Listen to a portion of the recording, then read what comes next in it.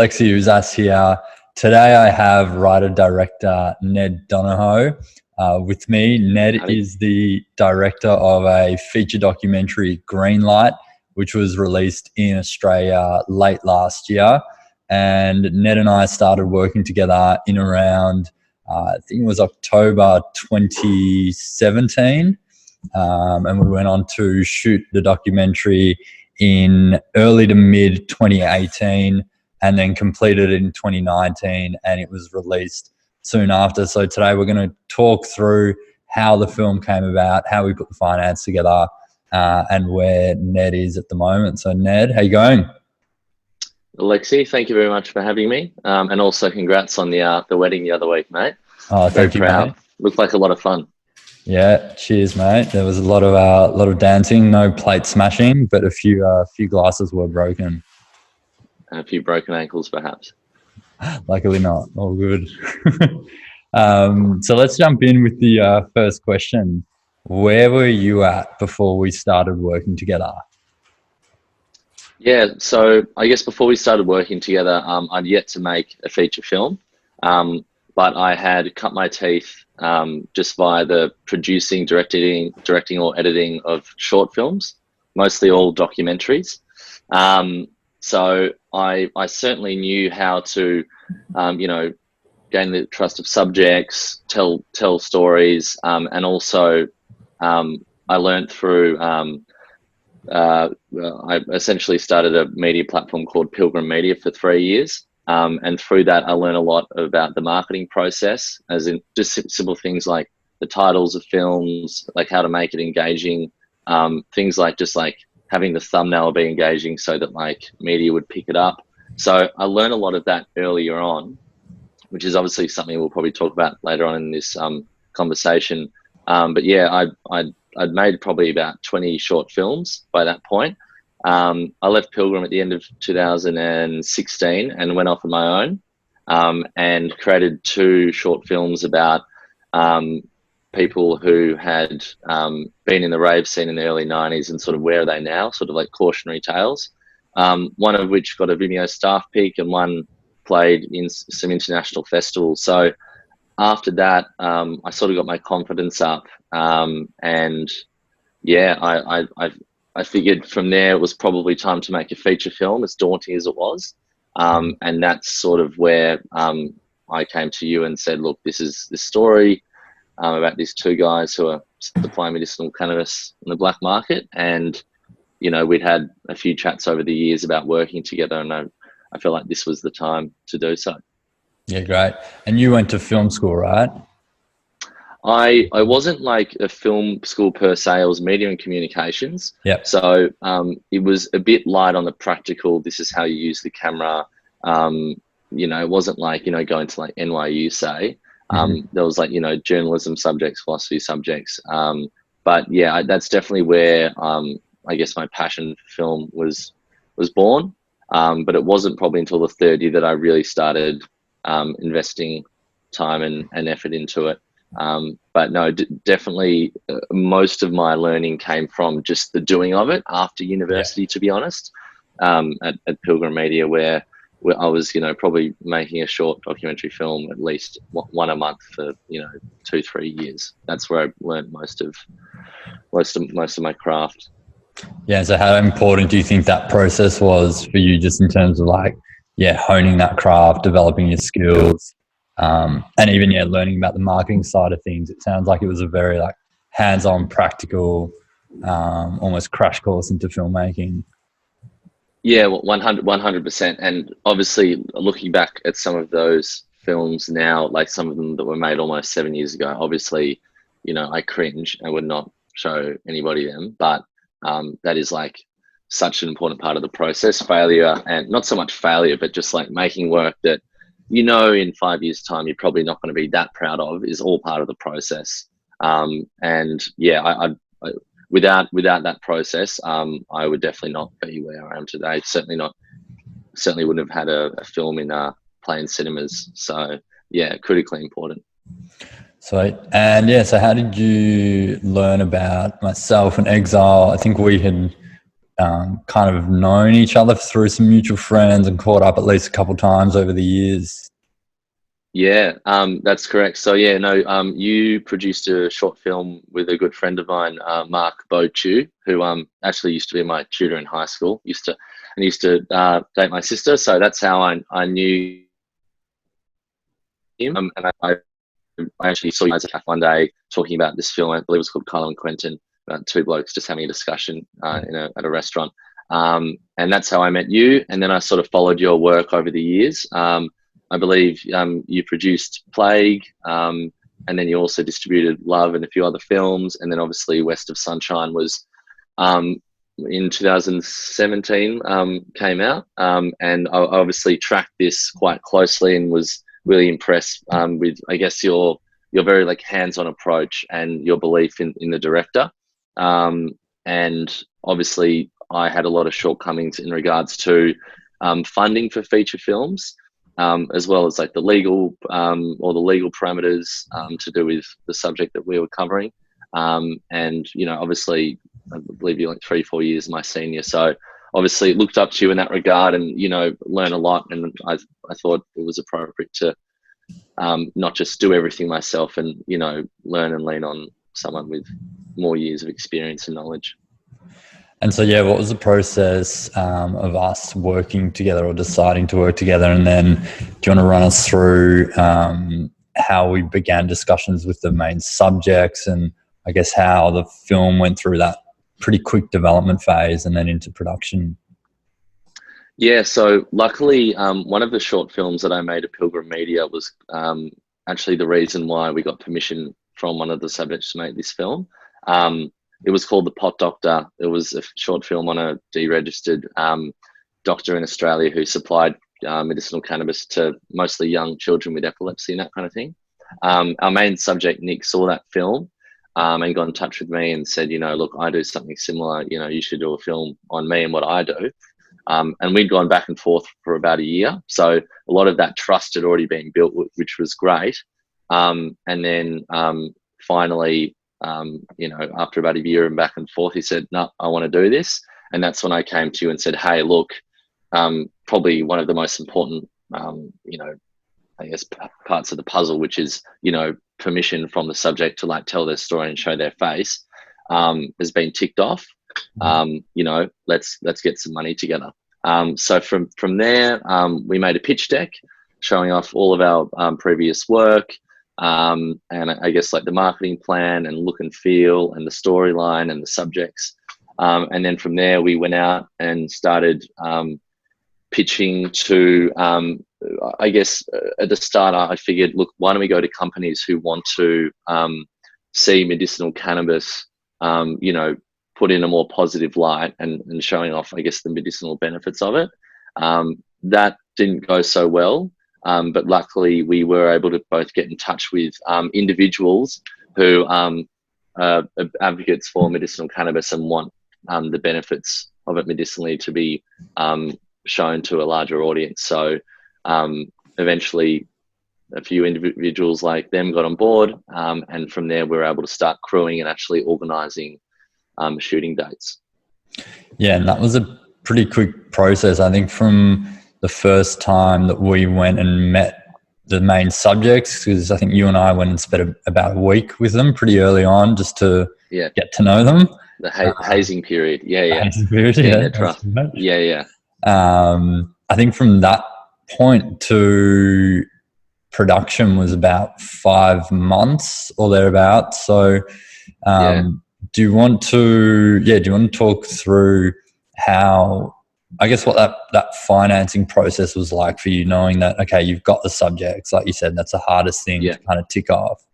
But then you've got this whole nother mountain to climb, which is, well, how do we actually get the money to make this thing?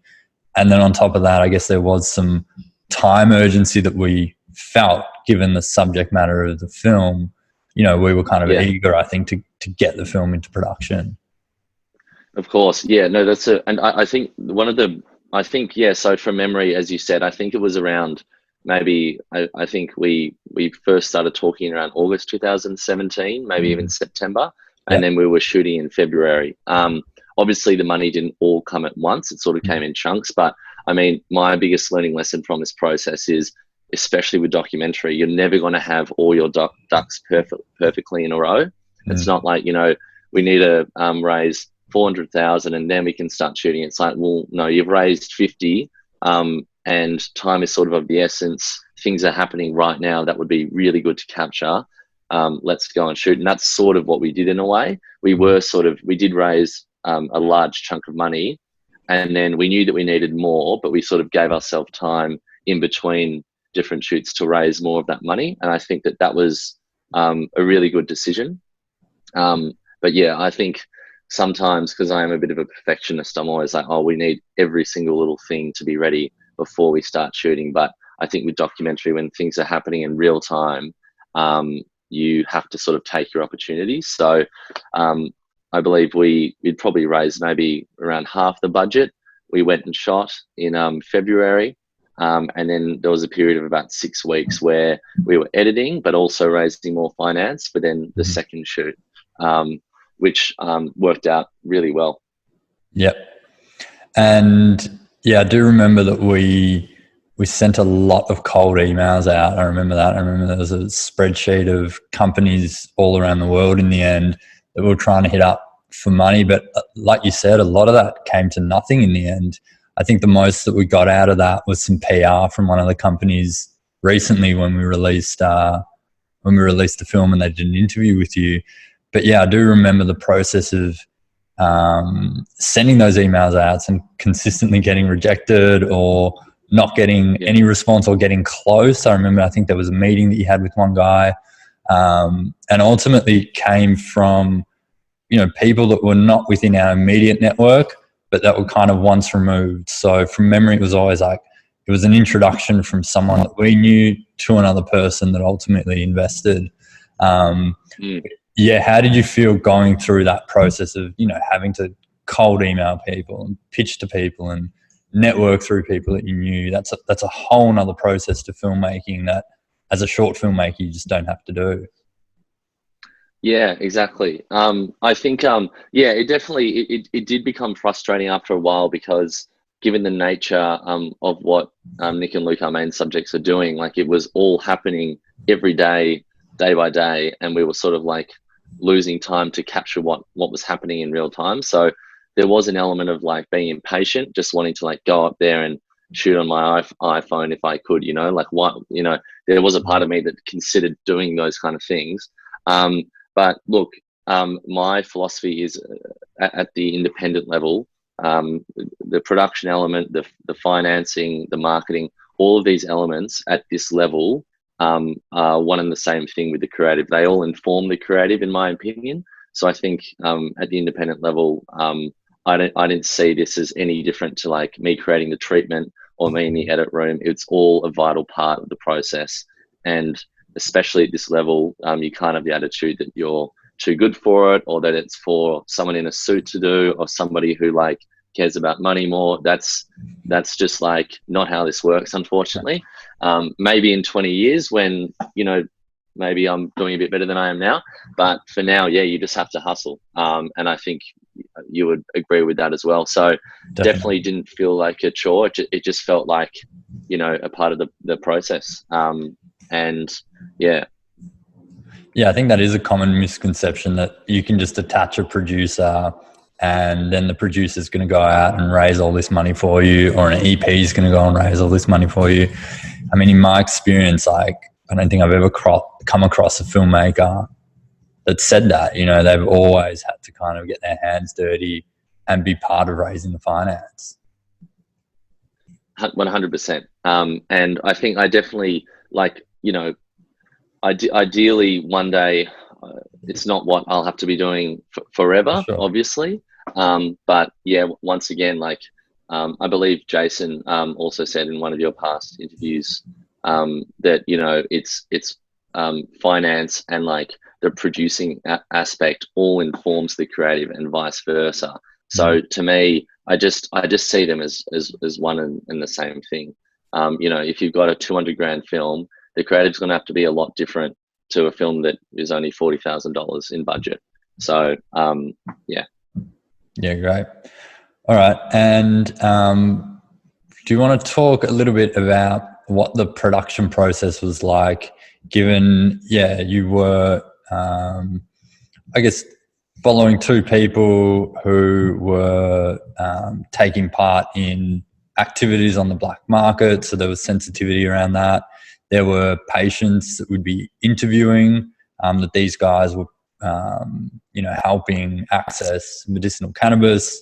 So there was sensitivity about what those patients were going through, and also, them even going on camera is an admission on their part.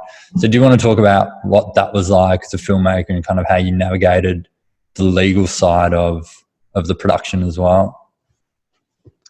Yeah, so look, obviously what we were filming a lot of the time was technically illegal activity.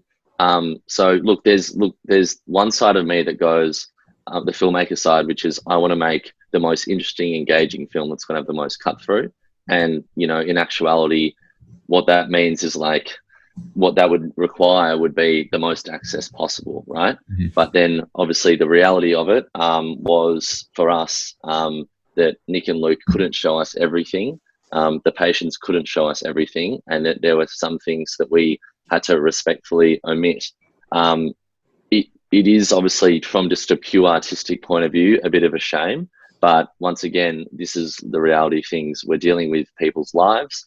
We go home once the film's done and we go on to the next film and do the other thing. They live it. So look, it's obviously frustrating, but you just have to respect that. And I think with the access we got, I think we told the best possible film we could have. Obviously, I'm not making excuses at all. You got to live and die by your decisions. But I would, of course, I would have loved more access. But ultimately, their livelihood is much more important, and them feeling just like safe and secure is, takes precedence over me wanting the film to be, give more insight or be more interesting. Yep. And there was a period of time between, I think, our second shoot, which was, correct me if I'm wrong, but probably around May to June of 2018. Yeah. And then there was a period where, because we'd been raising the finance in stages and then just, going off and completing that stage, we did kind of hit a wall. And I think it was from maybe mid that year till potentially the end of that year, I think, where we kind of didn't have any more finance. We were hitting roadblocks. We're trying to raise more private money. What was that process like, even just, kind of being in the midst of making your first film and then hitting that roadblock? How was that, just kind of like getting through that period, even yourself, mentally? And then I guess, how did we overcome that? Yeah, so obviously, like, this was one of the outcomes that can occur when, you don't have all your ducks in a row. So look, to be honest, it was in some respect expected in some way. Like, I knew that it wasn't going to be perfect. I guess we just had to keep digging really deep. We were lucky that a lot of our contractors agreed to refer some of their fees to later dates. So that was great. So that did help. But yeah, look, it was certainly quite frustrating because we were dealing with a topic that was so socially and politically relevant, and that, any month something could change legally in Australia in regards to medicinal cannabis. So we were getting a bit nervous in that sense of like, will our film not be as relevant in 6 months' time as it is right now? That was certainly an anxiety. But look, ultimately, it didn't result in being too much of an issue. It's still obviously a very relevant topic, and access is still a massive issue. But yeah, no, certainly frustrating. But my only advice would be just to persevere. You never know. We certainly had people come. More people, private investors, come later on in the process, and it certainly made it easier to ask people for money, given that we actually had almost like a 90% finished product. So we did have that on our side. And then in the end, I think we raised a bit more private, and that kind of tipped us over a certain point in the finance that we were able to access the producer offset, which was a 40% tax rebate on your total spend. Beautiful. Yeah. That was very fortunate for us. And I think going into it, we almost didn't think that we'd get to that level. How was that process, I guess just going through the accessing of a rebate? There's obviously a lot of time involved with that. I know that you weren't, I guess as involved with that side of it, but even just from a filmmaker's point of view, does it kind of turn into this other beast? And then once the money comes through, you suddenly went from having no money to having a significant amount of money, and you can really spend the money that you want to on post-production and marketing and that sort of thing. Yeah, well, obviously, hats off to you, Alexi, for this is sort of like one of your great strengths is you do understand this world, and I did obviously learn a lot. Obviously, it is a pretty like long, frustrating process compared to say getting who it was literally a 1 hour meeting and it was done. But obviously, I think with the offset, there is this element of you really feel like you've earned it. And it does sort of, I guess it did also like just on like an artistic level, it did sort of, I guess it validated me as a filmmaker and obviously yourself as well. So yeah, although it was frustrating, like I guess the process of how long it takes, not only to complete it, but then to hear back. Yeah, it certainly felt a lot more rewarding, I would argue for me, than just getting the private investment just from like a one-off person. Would you agree? Obviously a lot more work for yourself. Yeah, definitely more work, but I mean it's so worth it. And even though rebate's not it's not a government agency directly investing in your film, it's still you accessing a scheme that's been created for the film industry. So I do agree that it gives it perhaps a bit more credibility. You've also you made a film that is over that threshold, so it's no longer just like a micro budget film. And then of course, once you get that windfall of money, then you have the kind of resources that you need to get through post-production properly. And I think like that's worth the wait, even if it takes totally. I think it's almost a 3-month process. 4 months. Yeah, 3 months or so. Because you apply, you don't get a decision for like 6 to 7 weeks. Then you go through the contracting with the finance company. So all these things just take time. And especially if it's your first go at doing that or early on. And I think with this one, it was the first time that I'd applied for and received the offset while we were, kind of making the film. So that naturally just made things take longer as well, right? Because you haven't been through that process before. But yeah, I think once it does come through, it is certainly validating. And then do you want to talk about, I guess, how you utilized those funds for post-production?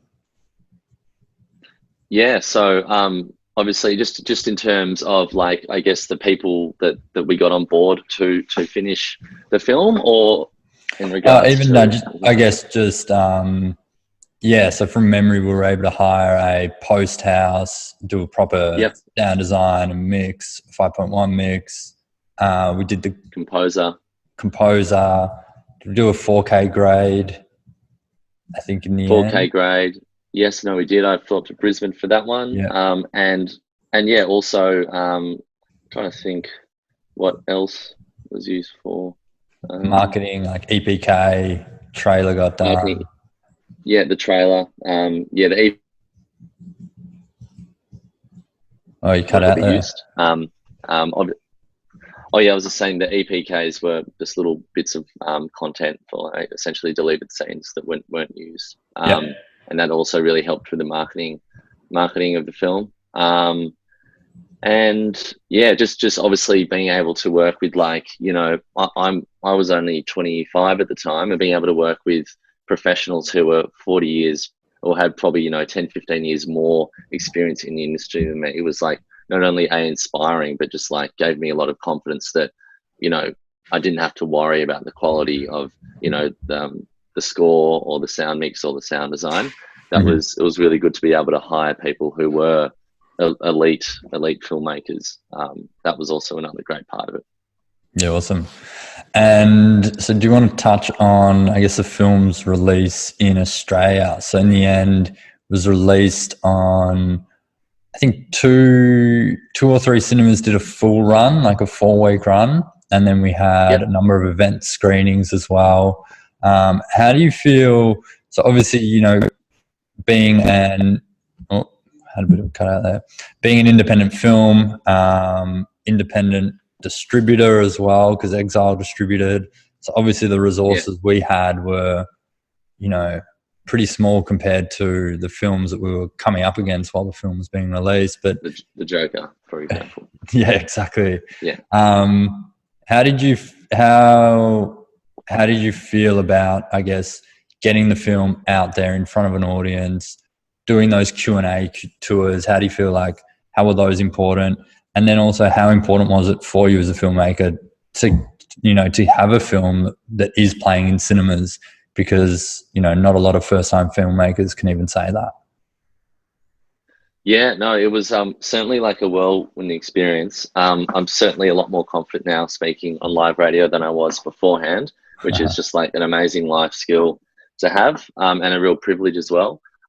Yeah, I mean, I certainly did not think, when I first came to you in November 2017, that I'll be walking past Cinema Nova and the poster would be there with my name on it. That didn't really seem possible to me. So I was just, very humbled. And it just made me feel very privileged to be in the position to go out on tour and then speak to all these people who are suffering as a result of the current, legislation that's in place in regards to medicinal cannabis in Australia.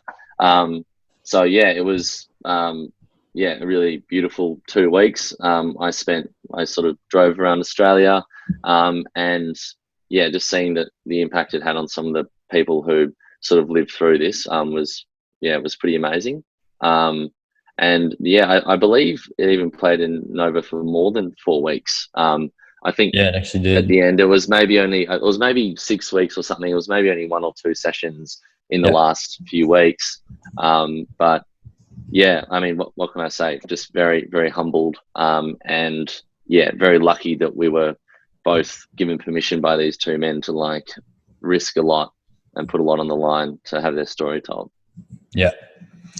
And so tell us what you're up to now. And I think what would be interesting to talk about is how you also managed throughout this whole process to keep active in the commercial directing space. You weren't able to pull a year's income out of making the film. So do you want to touch on, I guess, number one, what that was like going through the entire process? And then I guess having been through that process and the lessons that you've learned, what you're hoping to do next? Yeah. So, so the whole time we were obviously both, given that we raised finance, we were able to pay ourselves a very humble weekly wage for some time, which definitely took the stress off trying to find commercial work, because I am a freelance director. I certainly kept up a lot of that work during it. Obviously, the weekly wage, which was not enough to probably live off, but enough to sort of to live off, but not really to thrive or save any money. Yeah. But that definitely put the pressure off, which was great. Now, in terms of what I'm up to now, 6 weeks, I jet off to London to live indefinitely, which is really exciting. And was the question you did cut out, Alexi? Was the question more about like sort of how it's potentially changed things for me in terms of career trajectory and that kind of thing?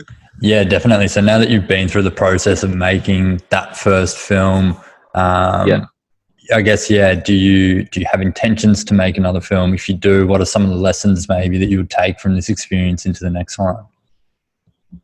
Yeah, so look, life's definitely changed a lot. I think that the biggest one is just obviously you always have to keep proving yourself, and you're only as good as your last film. But I think now whenever I do approach people, whether it be for like a commercial pitch or just like an idea to get funding, I don't have to sort of prove myself as much as I used to, because the work sort of speaks for itself. Mm-hmm. And I guess those people who would potentially be investing in an idea or, contracting me to direct a commercial piece of work is that they probably don't feel like they're risking as much as they would have before I'd done a feature.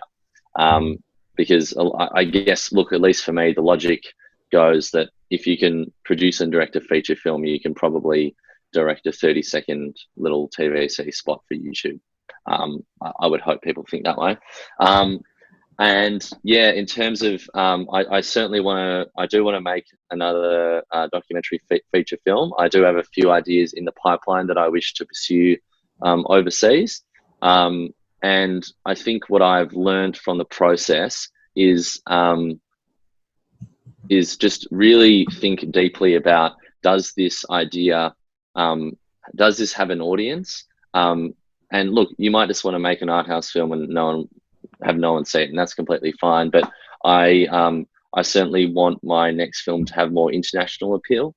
I think we discussed this a lot. Like, Sure. I think we're both very proud of the film, but I know one of its weak points was that it is very film, and obviously it struggled. Sorry. Very Australian Yeah, I was just film, I saying. think. Yeah, it's obviously a very it's set in Australia with Australians, and I think my next film, I want it to have international appeal and be able to be seen by anybody. That is a real goal of mine, and something that I'll definitely consider in terms of deciding on the next idea, because obviously you don't want to sit around and just wait for the perfect thing to come up out of nowhere, but you should also be discerning at the same time and just be like, okay, well, I want to spend 2 years of my life on this project, maybe even more. You have to be really clear that it's the right one, and that you will be able to get as many meat on seats and enter as many international film festivals as possible, as well as having it be successful on VOD platforms like Stan, Netflix, whatever. Yeah, great. And any advice for others working with me or considering working with me? Well, yeah, just what I said before. So just don't ever think that you're above the financing, producing, or marketing or distribution elements. Not even just the doing of it, but the knowledge surrounding it. At this level, I've even said it here. I'm quoting myself. I wrote it down. These elements hugely inform the creative bounds of the project that you need, and you need a mentality that they're one and the same thing. So look, if you agree with this premise, then I couldn't recommend working with yourself more, whether that's literally working with you on a project or just learning about it. It has to be done. And look, there are elements of film that I don't enjoy. I don't enjoy like logging hard drives and like delivering dailies. That's not why I do it, but it's just part of it. You need to see it as like just one of those elements. If you're not into selling and finance, and selling your idea in finance, then maybe you might have to consider another industry, because it's a non-negotiable at the independent level to be across it. Yeah. Cool. All right, mate. Well, it was great to talk. Thanks for your time. No doubt we'll chat soon.